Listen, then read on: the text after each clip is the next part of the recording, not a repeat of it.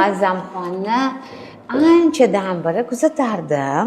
Onkologik kasallarga juda ko'p yordamlari tegadi. Keldim.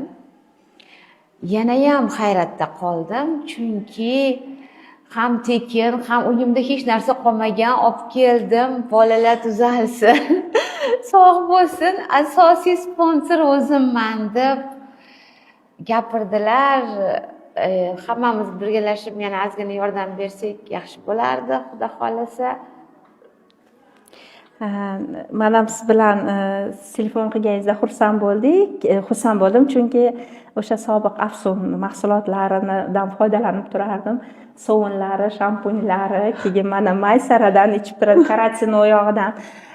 Siz qo'ng'iroq qilganingizda xursand bo'ldimki, demak, bular ham xayrli ishlarni boshida, bular ham aholini salomatligini o'ylaydi, xalqni salomatligini o'ylaydilar deb keyin taklif qildik, maza qilib mana suhbatlashdik.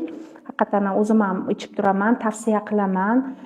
Immunitetni ko'targani, oshqozon ichakni tozalagani, jigarni tozalagani juda rostdan ham bu maqtov emas, bu reklama ham emas. O'zim foydalanib turganim uchun bu faqatgina tavsiya.